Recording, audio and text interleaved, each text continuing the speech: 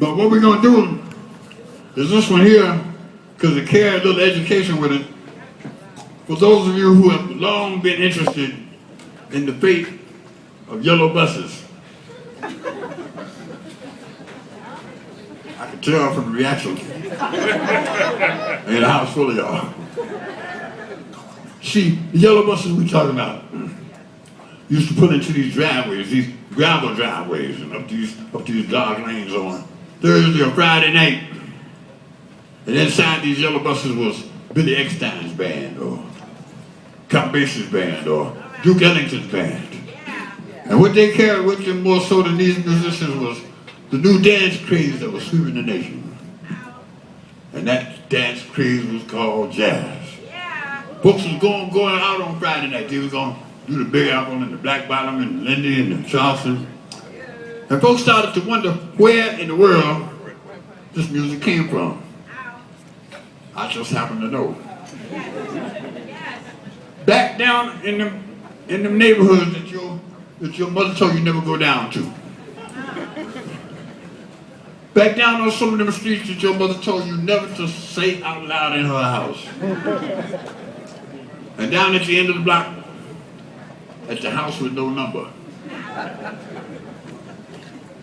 Inside these houses with no number, they also call them. Now see, I have never seen an ill repute.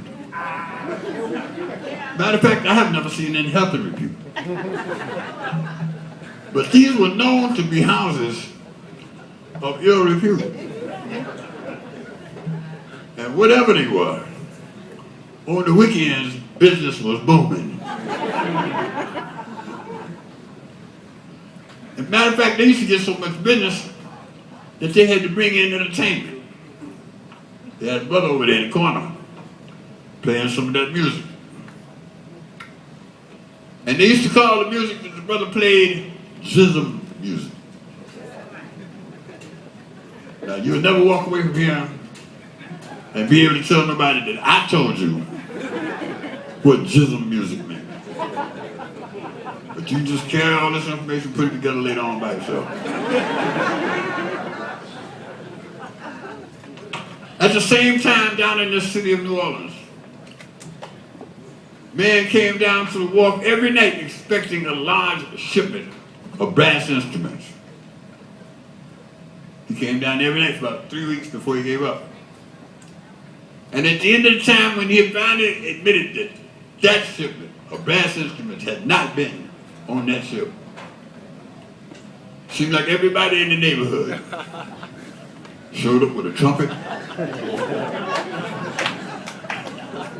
or a saxophone, or a trombone.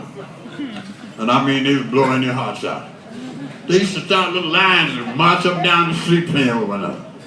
Of course, the major problem that those with the more talented ears could apply to this music here is to say these untrained musicians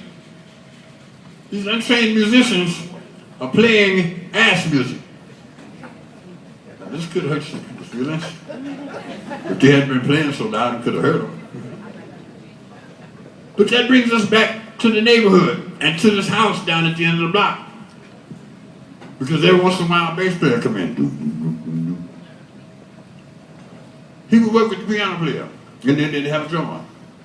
And one of these musicians was to sit in on one of these horns. They would call it Jism and Ash.